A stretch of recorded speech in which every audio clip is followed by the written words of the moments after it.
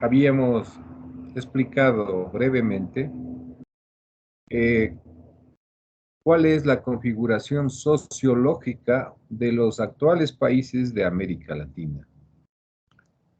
Ya se había comentado que si bien América Latina es un conjunto de países que tienen una historia, se puede decir, muy parecida o similar, la conquista española, la imposición del idioma eh, castellano, español, la propia religión católica, apostólica y romana, y algunas costumbres traídas por los españoles,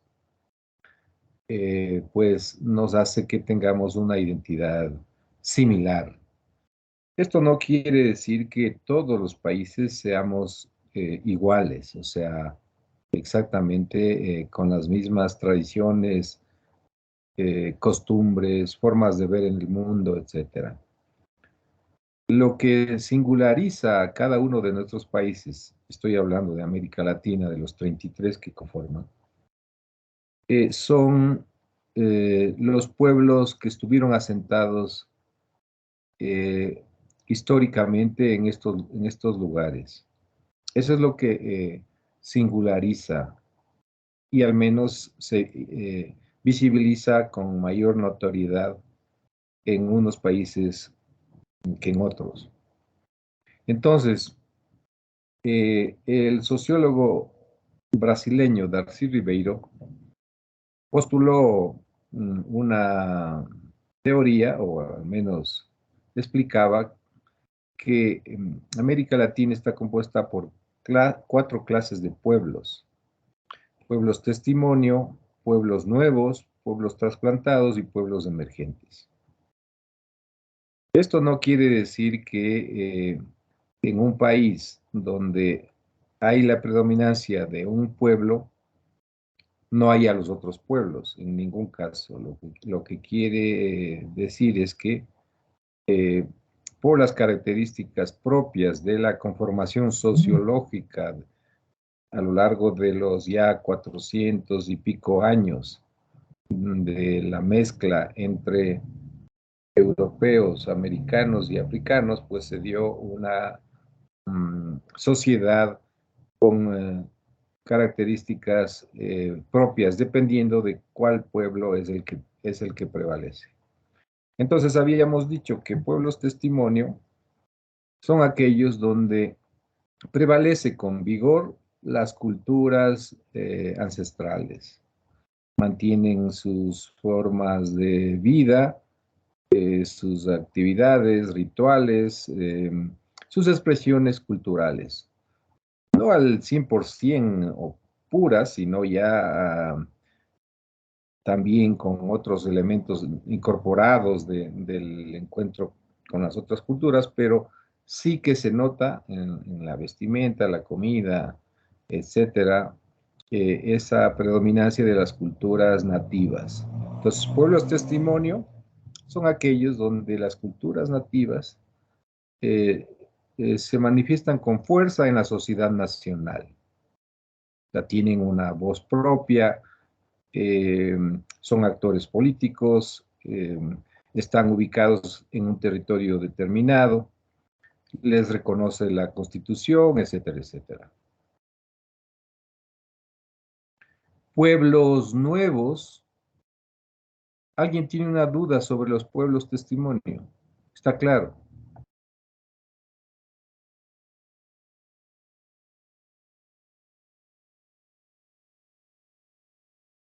Natalie, ¿está claro? Sí, está todo claro. Ya, bueno, gracias. Pueblos nuevos, siguiendo a Ribeiro, dice, son la mezcla de los europeos, los americanos y los africanos, pero ha dado como resultado algo nuevo que ya no se puede distinguir de dónde mismo es su procedencia. Ya no se puede decir esto es europeo, esto es africano, esto es americano, sino que ha dado lugar a una nueva expresión en las artes, en la música, en la pintura, incluso en la propia fisonomía de quienes viven ahí. Los pueblos nuevos, mezcla de los tres grupos sociales que vinieron, etnias, y que se mezclaron y ahora ya son algo nuevo. Pueblos trasplantados.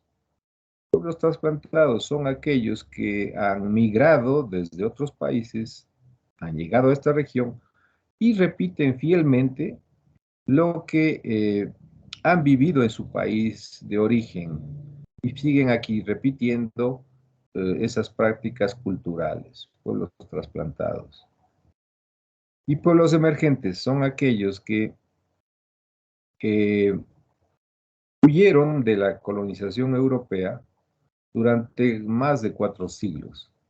Huyeron muchos a la parte oriental, amazónica, pero debido a las riquezas que hay en esta región, han sido incorporados, colonizados de una manera compulsiva, básicamente a partir de la segunda mitad del siglo pasado, 1950 en adelante. En Ecuador eso está clarísimo. El gobierno desde entonces regalaba tierras a los colonos que querían ir a vivir, por ejemplo, en la región oriental, bien al norte o al sur, bien aquí por Coca, por Napo, en el centro por Pastaza, en el sur por Morona Santiago. Entonces, muchos de los actuales habitantes incluso son colonos que llegaron, se asentaron y comenzaron pues a, con sus formas de vida, sobre todo a desbrozar, a quemar la floresta amazónica y hacer grandes pastizales para criar ganado, etcétera, etcétera. Bueno, espero que eso esté claro. El trabajo que vamos a hacer consiste en las 24 provincias que hay en el Ecuador. Vamos a analizar qué pueblo es el predominante en cada una de ellas. Pero no nos vamos a quedar contentos con decir, bueno, Cotopaxi, el predominante es el pueblo testimonio. Es un pueblo testimonio, ta, ta, ta. No. Vamos a decir por qué. Explicar. Sobre todo, cuáles son sus expresiones culturales, las características del arte, la música, la danza, los rituales y la arquitectura vernácula. Esto es lo que nos interesa, conocernos a nosotros mismos. Muchos serán de provincias o sus abuelitos estarán en la provincia y ahora irán a ver qué es lo que pasa. Y este es el trabajo número 1. Unidad curricular 2, trabajo individual número 1. Fecha,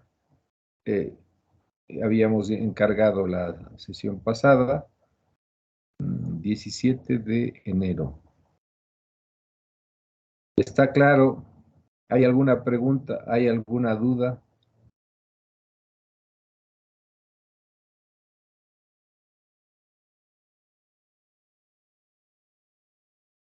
¿Tomaron nota? Cristian, ¿tomaste nota? ¿Está claro? Sí, profe, está claro.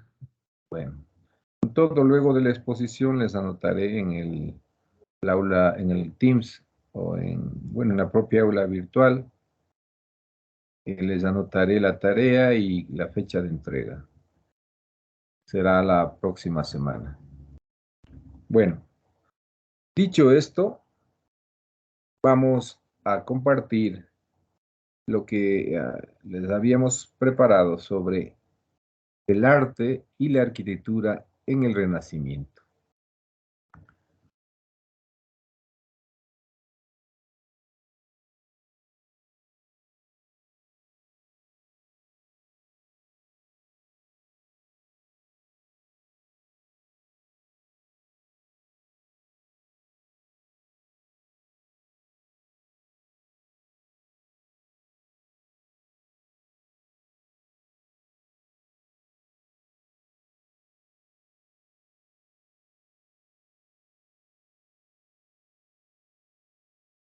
¿Se puede ver la diapositiva? Sí, Ya. Si hay algún inconveniente, por favor me dicen porque a mí me sale un aviso que hay problemas con la ventana compartida.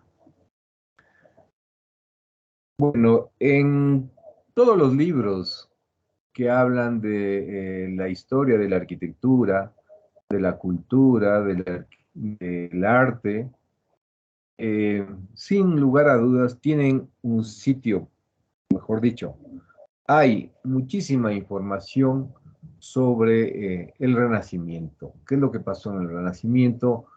¿Cuáles fueron las características? Sus representantes. Hay una información, si se quiere, abundante. Entonces, no es una cuestión extraña. Incluso muchos de ustedes habrán ya visto, escuchado, e incluso ya saben o que tienen una idea de qué es el Renacimiento. ¿Qué entendemos por Renacimiento? ¿Alguien me puede decir qué entendemos por Renacimiento?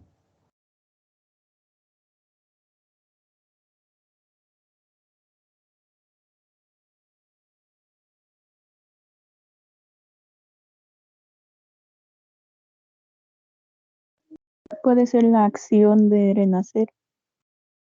La acción de renacer, muy bien, claro. Eh, pero renacer, ¿qué implicaría?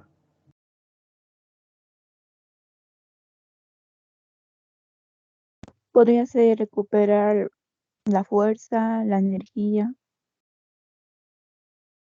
Muy bien, seguro. La misma palabra renacer nos está remitiendo a que estamos como nuevamente surgiendo, como bien dice la compañera, con energía, con fuerza, y en el ámbito cultural, pues renaciendo con principios, con ideas. Pero ese renacer se da inspirado en lo que antes fue. Entonces, y en Europa, habíamos dicho que las culturas clásicas que surgieron desde ya las influencias de Mesopotamia, de los etruscos, etcétera, surgieron las culturas griega y romana. La cultura, sobre todo la cultura griega, que influye mucho en la cultura romana. Son las clásicas culturas europeas. Todo el mundo habla de eso. Conocemos, nos han dicho, no, eh, digamos, no es algo novedoso para nosotros, porque estamos en la órbita cultural europea occidental. Entonces, el Renacimiento tiene un lugar concreto de aparición y una temporalidad también muy concreta. Ustedes están viendo aquí un mapa de Europa en el siglo XVI. ¿Cómo estaba configurada Europa en el siglo XVI? Evidentemente, no como están ahora el conjunto de países. Eh, en cuanto a la forma de gobierno, o sea, la forma de gobierno, por ejemplo, los reinos.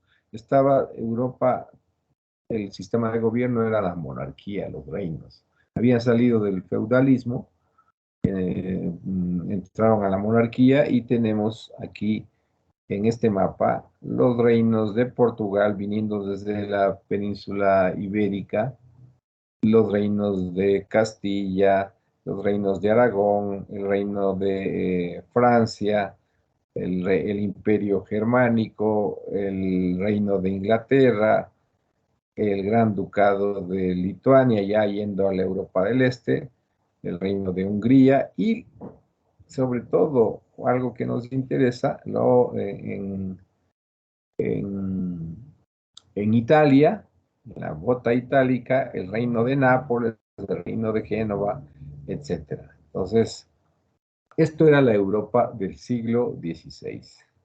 Y concretamente, el Renacimiento surge en Italia, surge en una ciudad que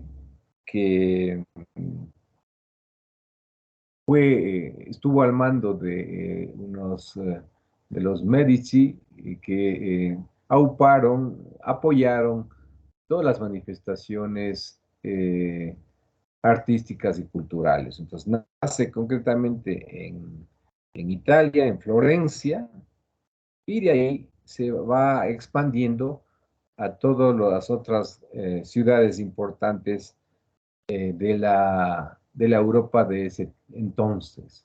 Entonces, las ciudades italianas fueron el centro y origen del Renacimiento, y posteriormente esta tendencia se fue expandiendo al resto de Europa en urbes como París, Londres, Viena, Madrid, etc. Entonces, ya tenemos ubicado claramente dónde surge la temporalidad siglo XVI, pero también está en el siglo XV, también es parte del Renacimiento, pero básicamente el siglo XVI. Los italianos dicen el Cinquecento, siglo XV, para referirse al nacimiento de esta corriente artística, este estilo, que tendrá gran influencia en las artes y en la arquitectura. En cuanto a los aspectos socioculturales, el Renacimiento, como hemos dicho, nace en Florencia. Es un movimiento cultural y social comprendido entre los siglos XV y XVI, que abarcó diferentes campos como la pintura, la escultura, la arquitectura y la ciencia. El movimiento renacentista supuso la ruptura con el pasado, ya que tomó el nombre al hombre como el centro del universo, dejando esta cuestión de la divinidad, de lo religioso. O sea, hay que recordar que en la época medieval, con sus estilos románico, gótico, básicamente, fue una época en donde la imposición de la religión cristiana se sintió en toda la sociedad, en todos los países. Entonces, incluso si recordamos las exposiciones del arte gótico, se hablaba de que, o el arte románico, las expresiones de las divinidades tenían una serie de características que les daban un cierto halo de misterio, o también utilizaban formas simbólicas, conocimiento esotérico, oculto. Entonces, eso era porque en esta época, digamos, el tema fundamental en las artes, en la sociedad, era religioso. Entonces, el, el Renacimiento supone una ruptura con ese concepto de una sociedad religiosa, con todo dedicado a las divinidades. Estamos hablando de la religión cristiana, judeocristiana, y plantean que el centro del mundo es el hombre. O sea, le ponen como el centro de todos los beneficios y que incluso en la propia sociedad luego se creará en los estados modernos en función de las libertades individuales para los hombres. O sea, esto tiene pues unas consecuencias en la forma de gobernar, en la legislación, etcétera, etcétera. Se crearon numerosas obras artísticas como cuadros y esculturas donde la figura del cuerpo humano era el centro de la obra. O sea, aquí vemos esa diferencia con el arte románico y gótico. Y también vemos que se recogen las propuestas que los griegos hacían del canon de la belleza, del cuerpo humano, de las representaciones que hacían de sus esculturas, luego los romanos, etc. Dentro del arte renacentista podemos destacar tres pilares fundamentales: la escultura renacentista, la pintura y la arquitectura. Y vemos ya en una imagen pictórica un cuadro, El nacimiento de Venus, de Sandro Botticelli. Y ya se puede ver ese cambio fundamental. Si nosotros comparamos un cuadro del arte románico gótico con esto, vamos a encontrar esas diferencias, en que el hombre, el ser humano, es el centro de todo. ¿Cuáles son los antecedentes? A mediados del siglo XV sucedieron varios acontecimientos históricos muy importantes, como la caída de Constantinopla o el descubrimiento de América, los cuales dieron paso a la Edad Moderna, donde la primera etapa fue el Renacimiento. Como les habíamos dicho algún momento, hay algunos estudiosos que hablan que la Edad Moderna apareció o surgió ya con el descubrimiento de América. No es que la Edad Moderna, bueno, hay que distinguir edad moderna, movimiento moderno, pero a veces tendemos a confundir que la modernidad apareció en el siglo XIX-XX. Algunos lo remiten al siglo XV-XVI, justo en el descubrimiento de América. El descubrimiento 1492, siglo XV. Durante la Edad Media, antecesora a la Edad Moderna, la Iglesia tenía mucho poder e influencia sobre la sociedad, ya que controlaba la educación y el arte, fortaleciendo e impulsando el arte románico y gótico, los cuales eran de temática católica y tenían una función didáctica.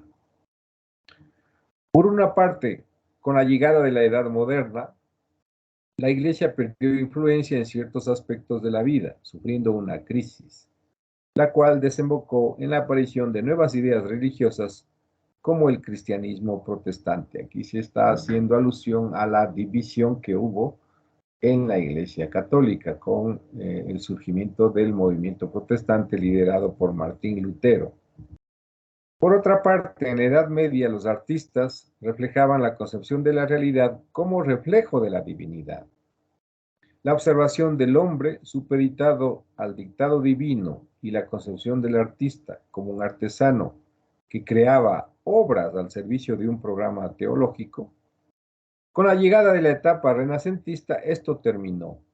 Los artistas renacentistas tomaron al hombre como medida de todas las cosas, lo cual se reflejó en numerosas obras de arte donde la figura humana era el mensaje principal y no Dios.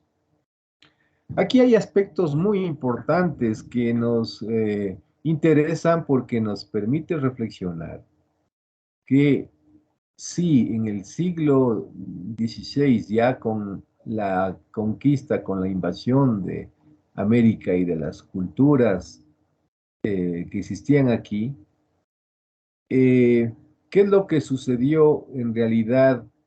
Si uno de los actores fundamentales de la conquista de América, de la colonización, fueron los religiosos. ¿No será que al perder influencia en Europa y al aparecer estos movimientos de ruptura frente a los principios teológicos religiosos, sobre todo de la religión católica, ¿no será, digo, que los religiosos que vinieron a América vinieron con el impulso de recuperar esa influencia, ya no en la sociedad europea, sino no recuperar, me parece que es errado ese término, sino implantar con fuerza esas creencias que ya perdieron vigencia en el continente europeo, pero acá en América pues encontró un caldo de cultivo porque además había la justificación de que no conocían a la doctrina católica basada en la Santísima Trinidad, la encarnación de Dios en el hombre, etcétera, etcétera, y que ahí hay matices para entender por qué los 3 siglos de dominio colonial, las ciudades se caracterizan por la presencia de construcciones monumentales fundamentalmente religiosas. Esa es una gran interrogante que lo planteamos y que nos interesa reflexionar, porque no se trata aquí de saber que el Renacimiento apareció, hubo el centro de todas las representaciones culturales del hombre y punto. Nos interesa qué pasa en un contexto cultural distinto, donde hay una situación nueva, compleja, para poder entender en realidad y no repetir de memoria lo que nos dicen los textos sobre que el Renacimiento europeo vino acá y se implementó o influenció, pero ¿cómo influenció el Renacimiento europeo si los que tuvieron una presencia significativa eran los religiosos, con la conquista espiritual? Entonces, este es un tema que evidentemente no está en los textos, no nos planteamos, pero como personas de conocimiento, y ya hemos dicho esto, nos interesa preguntarnos muchas cosas para ver qué respuestas obtenemos, porque no se trata de repetir de memoria lo que dicen los textos, sino de reflexionar sobre justamente por qué dicen eso. ¿Cuáles son las etapas del Renacimiento? Tuvo, evidentemente, diferentes etapas, especialmente dentro de sus diferentes movimientos, como el campo pictórico, donde se desarrolla un renacimiento temprano en el norte de Europa, proveniente de los pintores flamencos, como el Bosco. Entre las principales etapas del arte renacentista, vamos a destacar las siguientes. El 480. El 480 fue la primera etapa, antes del Cinquecento. Tiene como espacio cronológico todo el siglo XV. El 480 se refiere al siglo XV, un siglo antes ya propiamente del esplendor del Renacimiento, que es el Cinquecento, el siglo XVI. Comprende el Renacimiento temprano que se desarrolla en Italia. El 480 o 400 años del siglo XV es un periodo clave para el arte occidental, ya que es aquí donde nace el arte tal y como lo conocemos hoy en día. Como se ve, es una palabra italiana, pues es ahí donde se inicia toda la Edad Media, acababa y se empezaba a valorar la antigüedad, el arte clásico griego y romano. Pero todos estos nuevos artistas e intelectuales no quieren solo imitar esa época mítica, sino que la quieren superar.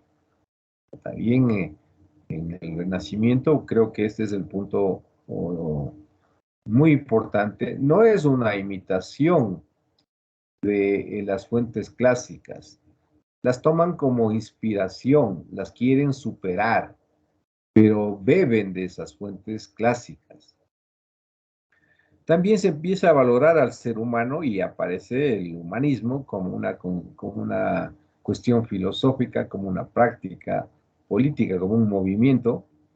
Esto da como resultado la representación de la figura humana como tema, se busca imitar las cosas tal y como son, anatomía, profundidad, proporción, perspectiva. Pero habría que decir que en el contexto europeo, donde nace este movimiento, pues se trata de destacar la figura humana o de ese contexto cultural. ¿Cómo podemos decir? Los modelos que se utilizan para la representación de la belleza, tanto femenina como masculina, etcétera, son nativos de Europa. No son de otro, no son indios de la India propia o africanos o americanos, sino que son nativos de Europa. Y quizás aquí está un punto de inflexión frente a la reflexión que podríamos hacer nosotros. Si es que el Renacimiento vino con todo su esplendor a irradiar en América, irradió bajo esos principios de lo que era el mundo europeo, las formas europeas, los cánones de belleza europea. Y ahí viene un punto de inflexión con nuestras sociedades. Si nuestras sociedades estaban recién surgiendo de esa convulsión y mezcla que había, tenían la capacidad para, de una manera crítica, asumir eso o lo aceptaban como algo completamente natural, porque además lo traían los que gobernaban, los que decían esto hay que hacer en la educación, en la ciencia, en la cultura, etc. Este es un punto también muy interesante, porque nos remite a los patrones de belleza que tenemos, que no es que estamos diciendo que no sirvan o no valen, sino que son patrones que vienen de otro contexto cultural, étnico, que tuvo su razón de ser, pero se trae acá a América como lo único, si se quiere, lo que hay que hacer, lo que hay que imitar. Bueno, entonces, el 480, siglo XV, nacimiento del Renacimiento, o surgimiento, mejor dicho. El Cinquecento es la segunda etapa y abarca el siglo XVI. Y su dominio artístico queda referido al Alto Renacimiento, que se centra en el primer cuarto de siglo. Esta etapa desemboca hacia 1530 en una reacción anticlásica que se denomina manierismo. Al principio se toman como fuentes propias para hacer ese renacimiento en las artes y todo, pero luego hay una reacción contraria a esto y este movimiento se llama el manierismo. Mientras que en Italia se estaba desarrollando el movimiento renacentista, en el resto de Europa se mantiene el arte gótico en sus formas tardías, situación que se mantendrá, salvo excepciones, hasta comienzos del siglo XVI. En Italia, la convivencia con la antigüedad clásica, considerada como un legado nacional, proporcionó una amplia base para una evolución estilística homogénea. Por ello fue posible su surgimiento allí y precede al resto de naciones. Durante la última época del Cinquecento y final de la era renacentista, surge el arte manierista como una reacción anticlásica.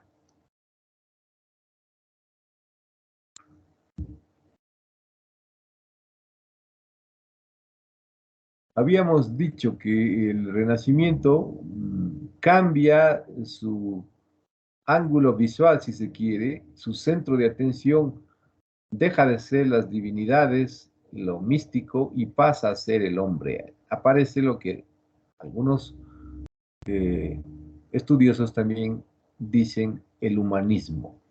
El humanismo viene de la mano con el Renacimiento.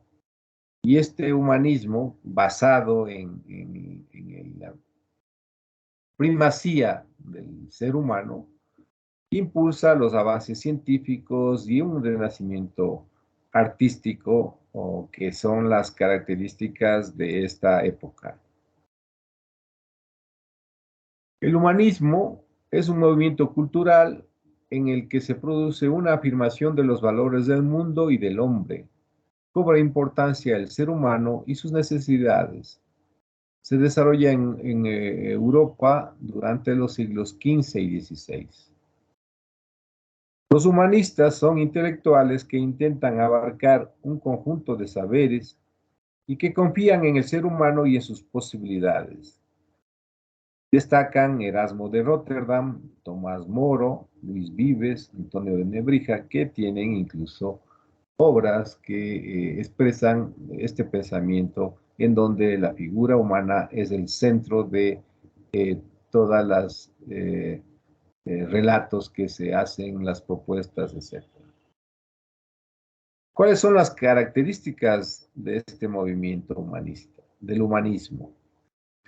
Revalorización del ser humano, antropocentrismo. Atracción por el mundo clásico. Diferencian entre la fe religiosa y el saber. El método surgirá luego el método científico, siglo XVII, con las propuestas de Descartes, el racionalismo también. Y pretenden la renovación moral y cultural.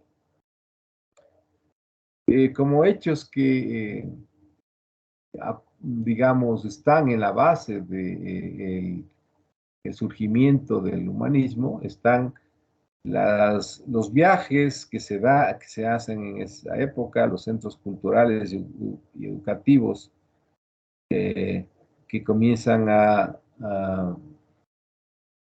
impulsar estas ideas, los escritos, que sobre todo los pensadores importantes como los que habíamos dicho, Erasmo de Rotterdam, Tomás Moro, etcétera, pueden ser difundidos porque apareció la imprenta, o sea, comenzaron a editarse textos que permitían, pues, que más gente vaya empapándose de estas corrientes.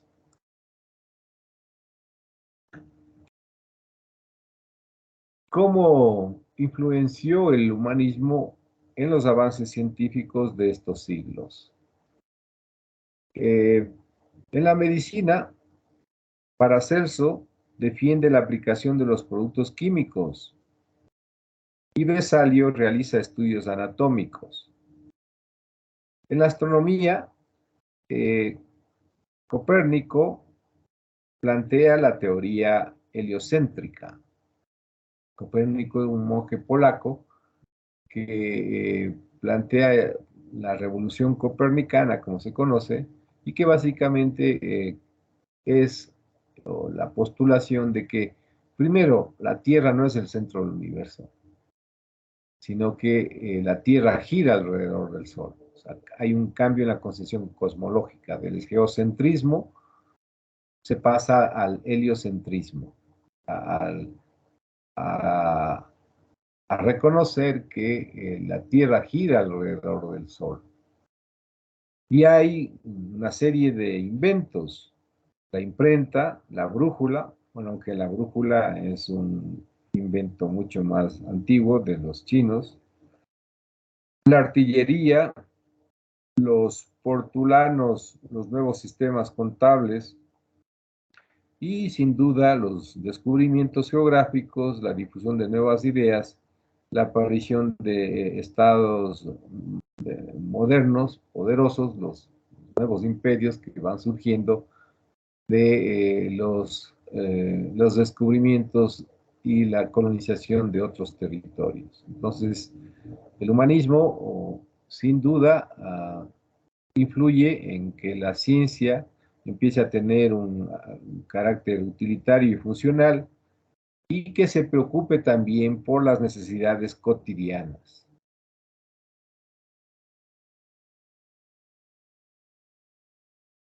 ¿Cuáles son las características del Renacimiento? El arte renacentista presenta muchas características diferentes dentro de la pintura, la escultura y la arquitectura. En rasgos generales podemos destacar los siguientes. Se inventa la técnica de la pintura al óleo, que realzó la riqueza cromática y permitió sutiles veladuras en composiciones marcadas por un complejo simbolismo. Los artistas ponen mucha atención en las proporciones, utilizando de nuevo el canon clásico. Si pregunto cuál era el canon clásico propuesto por los griegos, el que me dice la contesta acertadamente, pues ya tiene ganado un trabajo plus, un punto más en el total, en el cómputo total de las pruebas evaluativas. ¿Alguien me puede decir? Recuerda. Eran 7 cabezas y media. 7 cabezas, muy bien. Y luego se reformuló ¿a cuántas? A 7 cabezas y media. O La, a 8. a 8, claro, para que no se vea muy chaparros, si se puede decir, en las esculturas subieron una y ahí creo que una de las preguntas fue esa, ¿no? De ver si era falso o verdadero. Muy bien, entonces me anotas ahí en el chat o me mandas un mensaje. El canon clásico inventado por los griegos era de las 7 cabezas, que se utilizaba en la proporción de la figura humana. Reaparece en el retrato, el desnudo, principalmente mitológico, y el paisaje, todo ello idealizado. En esto de, por ejemplo, el desnudo, los griegos utilizaban los modelos de los caídos, los chicos y las chicas, ¿no es cierto? Bueno, en principio los chicos, y luego las chicas que en principio se les ponía como una especie de velo, pero luego ya abiertamente, la Venus de Milo, pues se ve que es una figura que no tiene ningún aditamento. Por eso entendemos el David de Michelangelo, ¿no? Que recuerda mucho las esculturas de la época griega. Se pinta la figura humana independientemente de lo que representa, virgen o cortesana, Apolo o Cristo. Lo que importa es la figura humana. El tema interesa poco, pero sí lo bello frente a lo representativo. La plasmación artística del cuerpo humano se basó en estudios anatómicos. El desnudo mostró la belleza del hombre como reflejo del esplendor divino. En arquitectura, la columna guarda una proporción entre la altura y la anchura y el arco con la luz. Se tiende a la horizontalidad y a la escala humana para crear un espacio unitario. Aquí nuevamente nos remitimos a los griegos y a los romanos. Los griegos, ¿cuántos órdenes clásicos tenían a partir de la columna? ¿Cuáles son los órdenes clásicos? Que tiene como elemento principal la columna.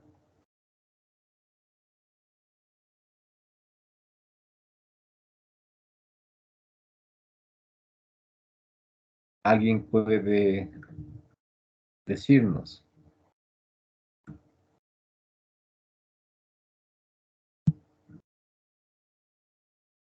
Las columnas, la jónica, la corintia y la dórica.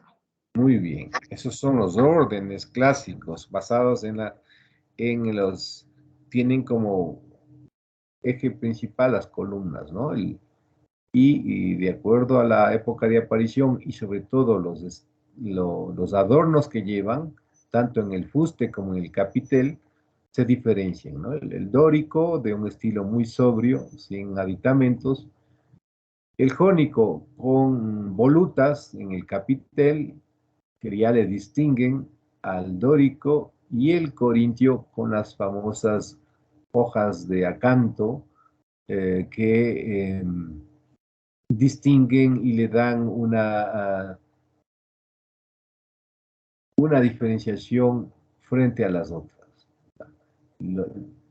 Orden dórico, jónico y corintio. Los romanos, ¿qué, qué órdenes adicionaron a esto?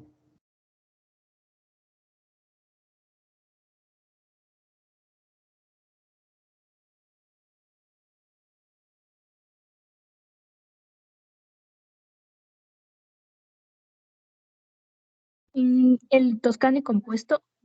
Muy bien, el toscano y el compuesto. Qué atenta que has estado.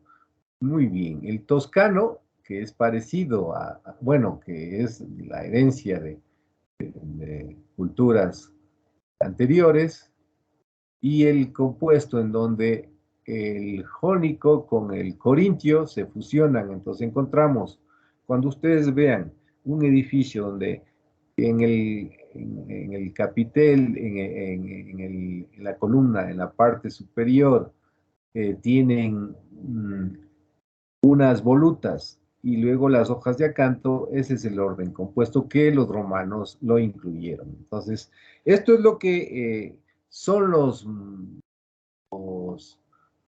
los sistemas de composición de la arquitectura del Renacimiento.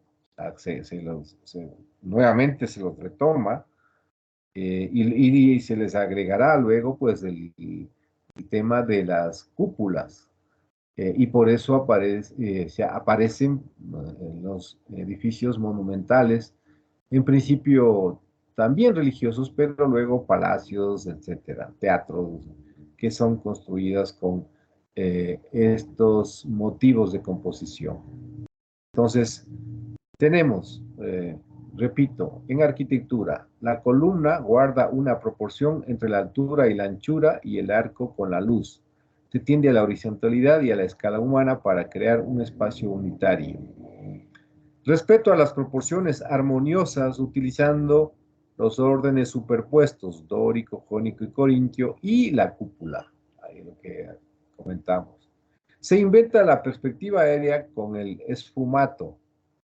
Los patios y los peristilos de los palacios reinterpretaron la vivienda romana. Y en escultura, las estatuas exhumadas de las ruinas inspiraron a los escultores y reintrodujeron el uso del bronce.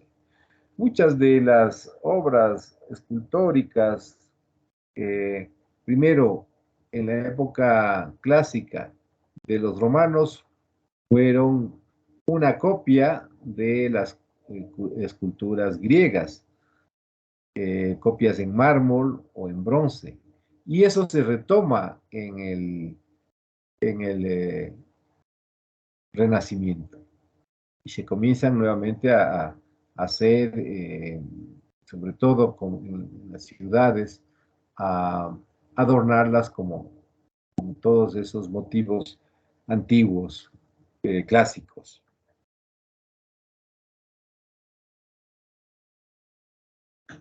El arte del Renacimiento. El arte renacentista toma su nombre del afán por recuperar la grandeza cultural del pasado greco-romano, tiempo en que la península italiana era el centro del poder imperial. Se oponía a los valores de la Edad Media, periodo caracterizado por la consolidación de una cultura teocéntrica y anti-individualista. En contraposición, los artistas renacentistas lucharon por rescatar los valores y prácticas de la antigüedad clásica y promover el antropocentrismo y el individualismo. que luego serán piezas clave en las siguientes épocas y sobre todo ya en la modernidad. Y ahora pues están en crisis, ¿no? Toda la visión antropocéntrica del mundo, la vigencia de estos principios ha llevado a la situación actual del, del mundo, ¿no? Una desigualdad en términos políticos, sociales y culturales como nunca antes ha habido en el mundo, al menos en América Latina. eh, los índices de desigualdad, de pobreza, etcétera, son alarmantes. Entonces, si una primera pregunta sería si es que vino una cultura con mejores propuestas, para decirlo de una manera elegante, con mejores principios y todo, ¿cómo es que la gran cantidad de población está en condiciones deplorables?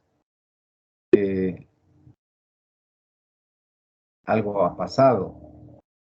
Y cómo los que propusieron eso están en unas condiciones, pues, eh, de, en mejores condiciones, si se quiere, pero en una situación de dominio también que siguen con esa imposición cultural, etcétera. ¿Cómo entender esto?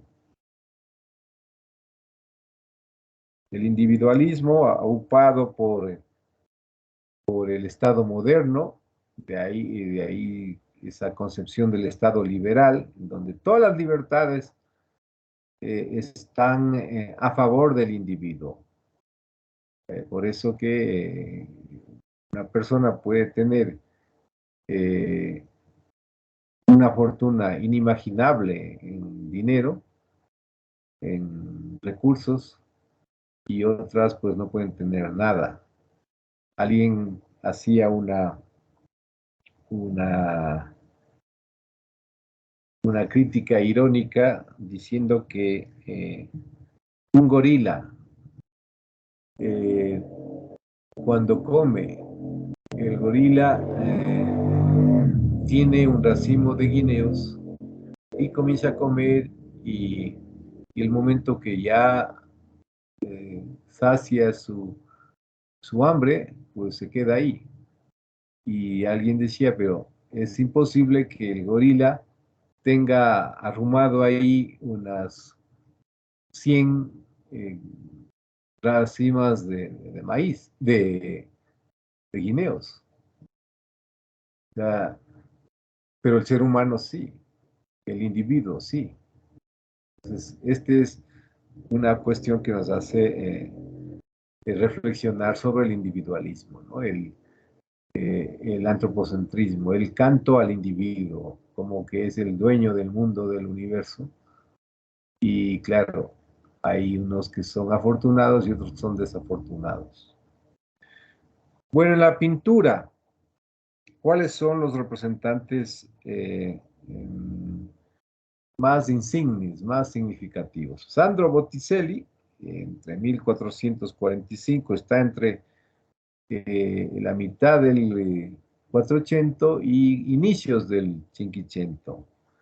En Florencia, él es un pintor que aparece en esta ciudad.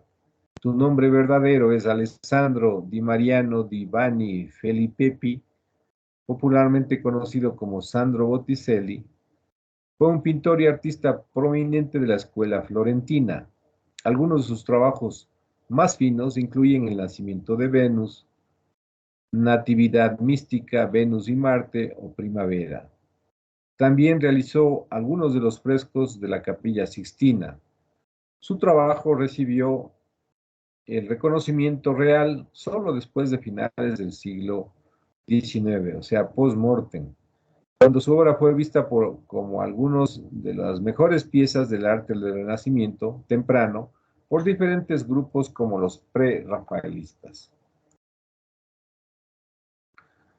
Tommaso di Giovanni di Simone Guidi,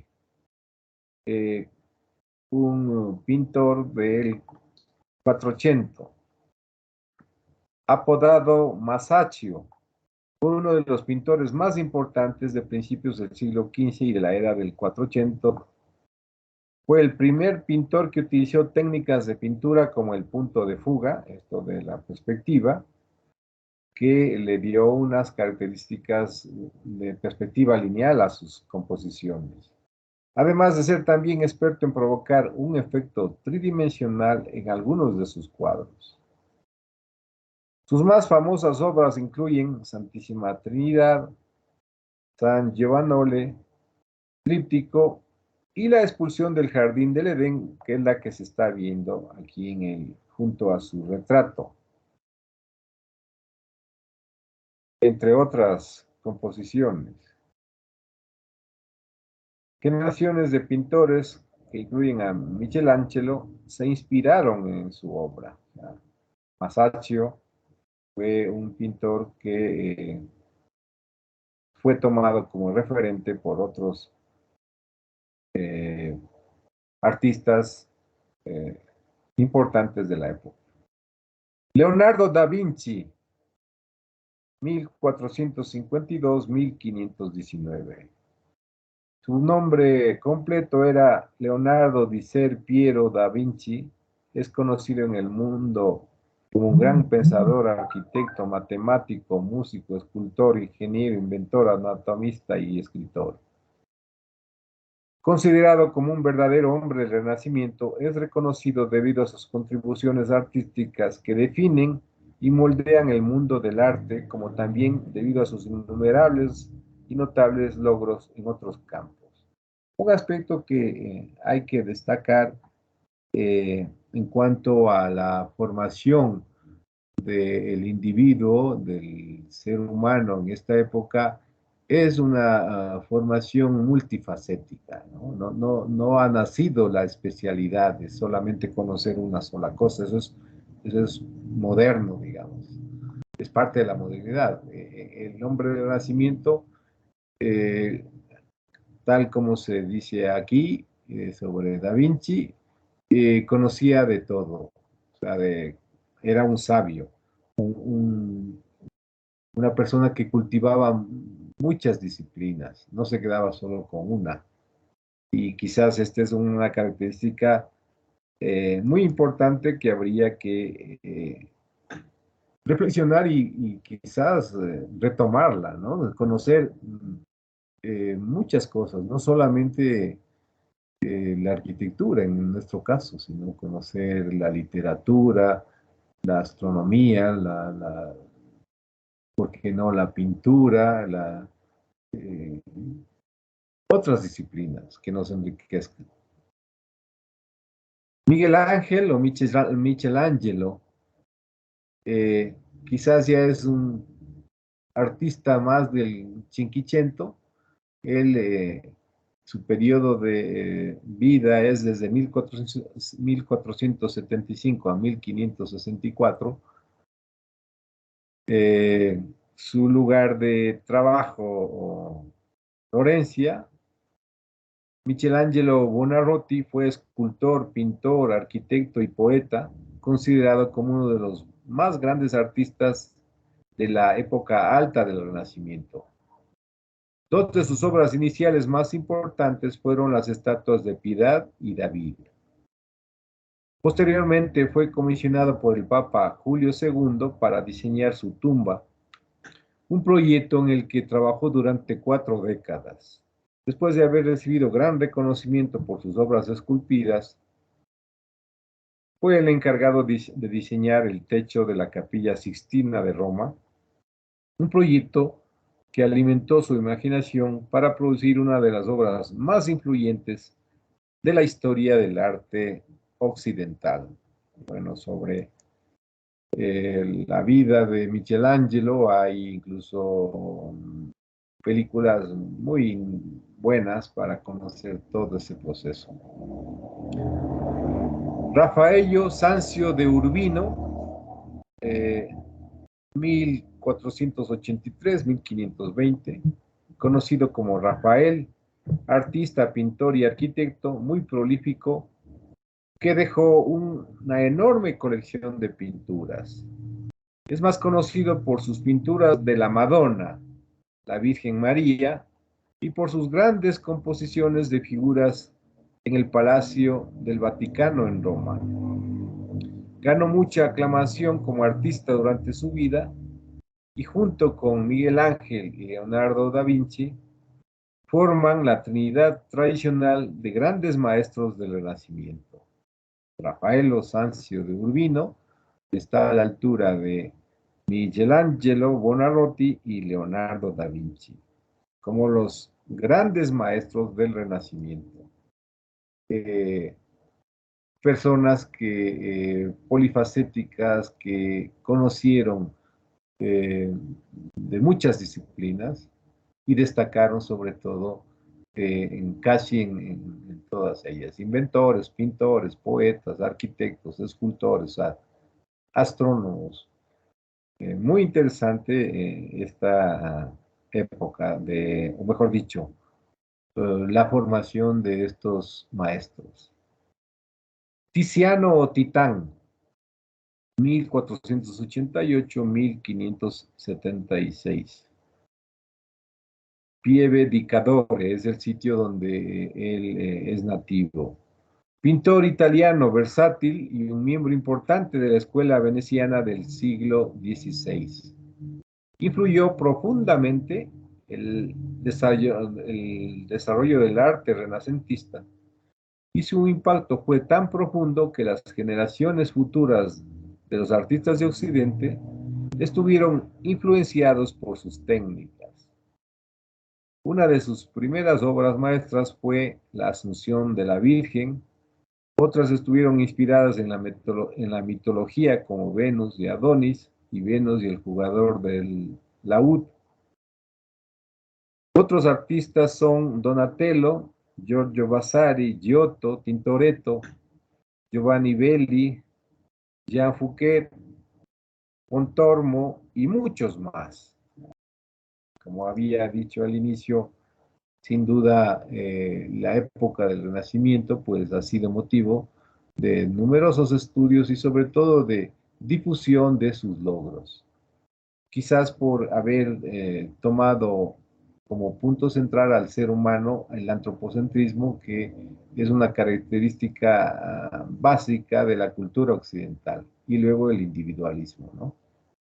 Escultura del Renacimiento. ¿Cuáles son los periodos, fases o momentos? La escultura renacentista del 480 tiene en Ghiberti a una de sus principales figuras, un escultor de transición cuyos logros más notorios fueron la incorporación del mármol y el bronce como material escultórico, además de comenzar a buscar la proporción y la armonía. A partir del siglo XV se abandona el gótico y se renueva el lenguaje escultórico, aunque la principal novedad fue el dominio de la perspectiva. Florencia es la protagonista de este periodo, la ciudad de Florencia. Un siglo y medio en el que destacaron las figuras de Ghiberti y Donatello, además de otros nombres como Jacopo della Quercia, Luca della Robbia y Verrocchio. Las esculturas del 480 son realistas, centrándose en la creación de retratos y bustos, esculturas en cuestas y relieves, como podemos ver aquí en la fotografía a la parte derecha. La escultura renacentista del Cinquecento tuvo lugar a lo largo del siglo XV con dos fases. Una primera mitad del siglo clasicista, una segunda mitad más manierista. Habíamos dicho que el movimiento manierista o estilo manierista surge como una reacción son anticlásicos, ¿no? Una de las figuras más destacadas es Miguel Ángel Buonarroti, Michelangelo, arquitecto y pintor, pero también un excelente escultor. La terribilitia o dramatismo es una de sus características más relevantes, siendo un virtuoso por su técnica. Las esculturas del Cinquecento son grandiosas e idealizadas. Aquí vemos la famosa escultura de la Piedad. Habíamos visto antes el David. Características de la escultura del Renacimiento. Aunque la vuelta al mundo clásico fue un fenómeno originario de Italia, los artistas renacentistas se inspiraron en la naturaleza, pero con inspiración en obras maestras de la antigüedad. Así, la escultura del Renacimiento toma como referencia la antigüedad clásica y la mitología. También se aprecia una visión más humanista de la escultura y su funcionalidad. Así, los escultores renacentistas buscan la representación naturalista del cuerpo humano mediante un estudio detallado de la anatomía humana. Se busca la belleza del cuerpo humano recurriendo a la proporción, siendo habitual el uso del contraposto o contrapunto. Con este término se designaba la oposición armónica de las diferentes partes del cuerpo, aportando movimiento y rompiendo la frontalidad, un recurso técnico empleado ya por los escultores griegos del siglo IV a.C. La técnica fue empleada habitualmente por los escultores renacentistas. La idea de que las esculturas no deben ser hieréticas, no deben estar ahí como estatuas, sino darles un movimiento, como en la época de los griegos, el lanzador de disco. Esos fueron los motivos de esta escultura, darles movimiento. Ese interés por la proporción y la armonía llevó a los artistas a realizar tratados sobre las proporciones, buscando siempre el perfeccionamiento de técnicas y medios. También se libera la escultura de los marcos arquitectónicos, independizándose de la arquitectura y despertando interés por sí sola.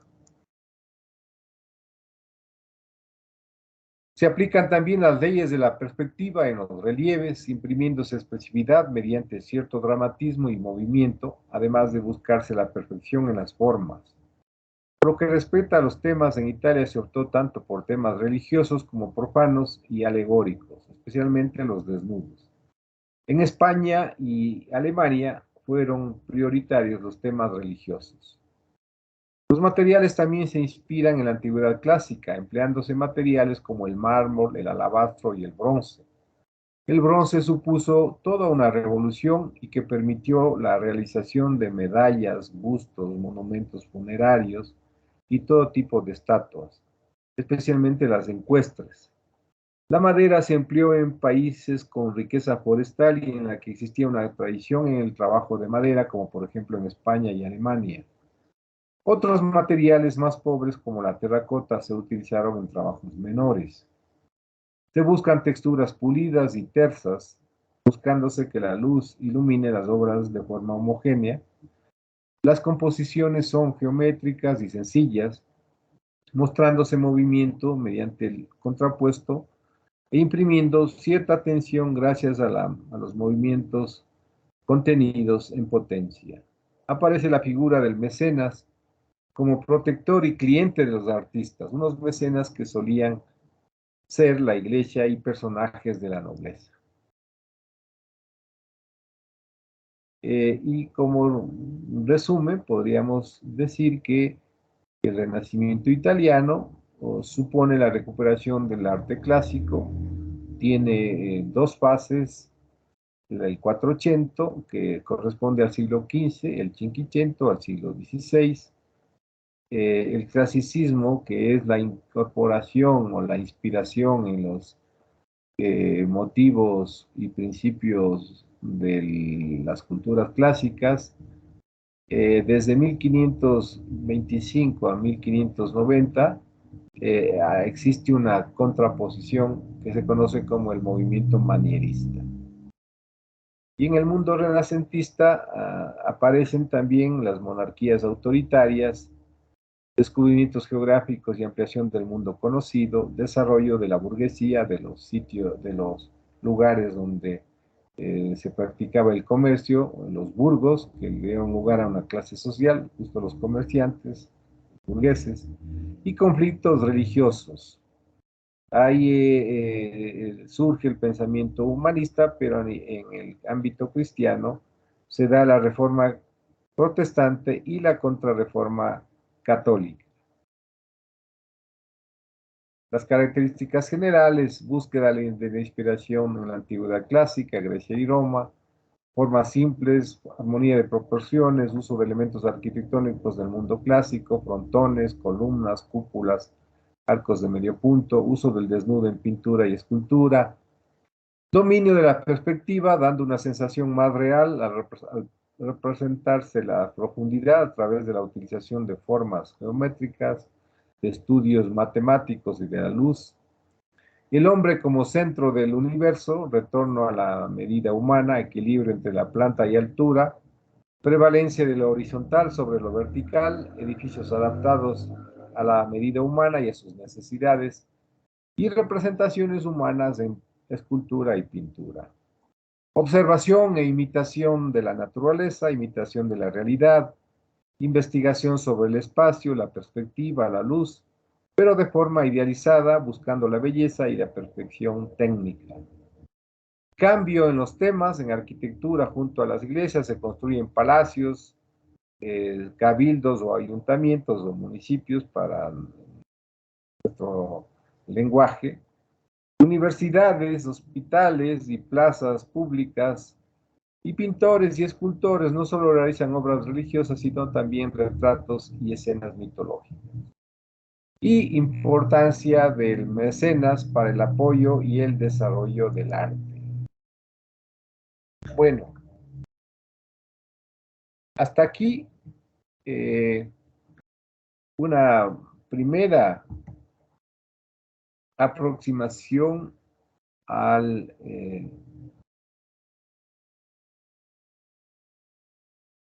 a la época del Renacimiento. No sé si hay algún comentario, alguna inquietud. Hemos ido recorrido. Podemos hacer unos 20 minutos. Yo les voy a buscar el texto que les va a reforzar el trabajo individual para cargarlo. Y tal vez también podemos dejar el resto del tiempo para que hagan las consultas pertinentes del trabajo individual.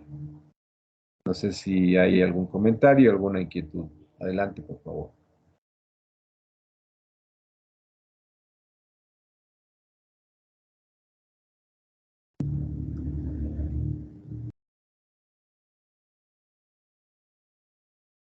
Carla Daniela, está claro. ¿Te ha interesado el tema? ¿Qué te parece lo Todo del está claro. Renacimiento? ¿Qué te Sí, parece lo del Renacimiento? me parece muy Interesante. interesante que a partir de ahí se surge una nueva evolución en el arte, en la confusión, en todo. Así es. Evelyn, ¿estás por ahí? Sí, profe, buenas tardes. ¿Cómo te va? ¿Qué te parece esto del Renacimiento, del retorno a las formas clásicas, al hombre como el centro del universo? Pues la verdad, o sea, me parece, o sea, el tema algo llamativo, por lo mismo que, o sea, es volver a ver, o sea, ya que digamos la manera de pensar o la forma en que hacían las cosas en la antigüedad. Muy bien. ¿Se podrá hacer un renacimiento de América basado en sus culturas? Melanie, ¿qué opinas?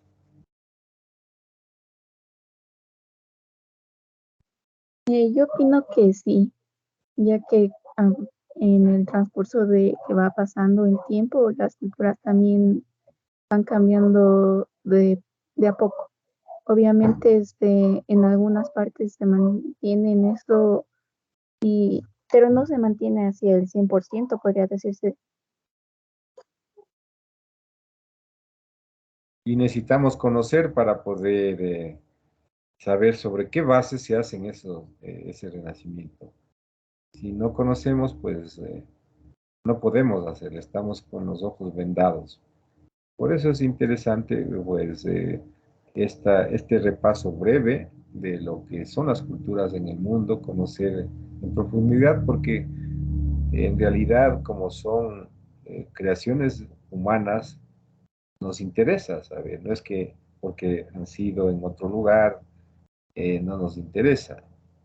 Nos interesa en la medida en que sepamos cómo los distintos contextos culturales crearon y dieron respuesta a sus necesidades espirituales, religiosas, domésticas, etc. Lo que estamos sí recalcando es que en el caso nuestro, de América Latina, en el caso de los países andinos, en el caso del Ecuador, quizás hemos estado viendo mucho de lo que pasó fuera, que repito, está muy bien porque es una respuesta a esos contextos, pero en nuestro caso tenemos otras realidades, otras geografías, otras costumbres incluso, y eso a veces se pasa por alto. Entonces es importante esa nueva visión de lo que somos, de lo que tenemos, para en esa reflexión de si es pertinente o no traer cosas del otro lado, o conocer los fundamentos, los principios, eso es lo importante, conocer los fundamentos, los principios, y eso sí y es parte del conocimiento humano, y luego ya cada cual hará pues lo que su conciencia, su pensamiento le diga, le dicte, y yo creo que en esa medida se conseguirán nuevas cosas, no seguir repitiendo lo que en otros lugares han hecho.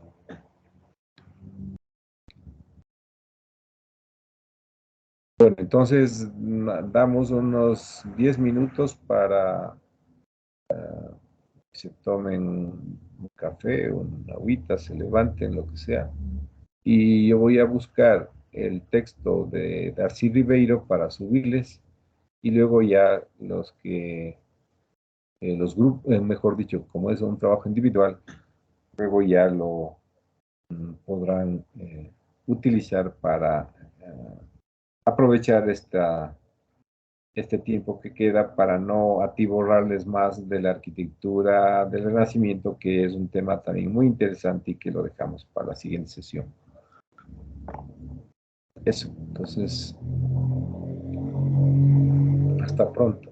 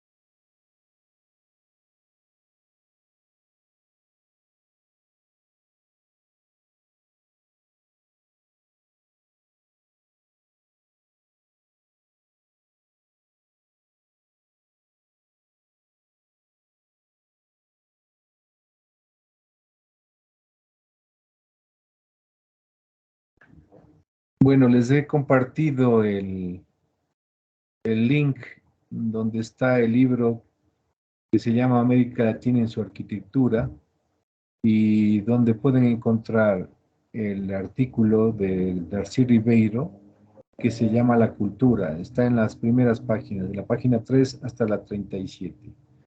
Para los que quieran profundizar y leer, les va a servir mucho para el trabajo que hemos solicitado.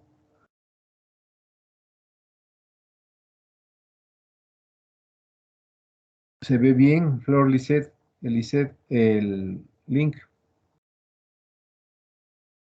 Sí se está abriendo aquí un ratito. Sí se ve. Ya, revisen, lean.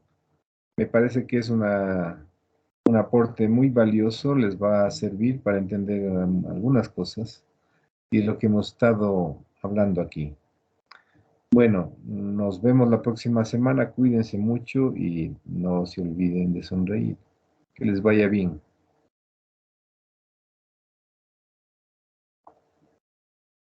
Gracias, Erki. Gracias. Adiós. Gracias. Adiós. Que les vaya bien. Hasta luego, Arqui. Gracias, profe. Hasta luego. Adiós. Hasta Adiós. luego, profe. Adiós. Hasta luego, profe. Cuídese.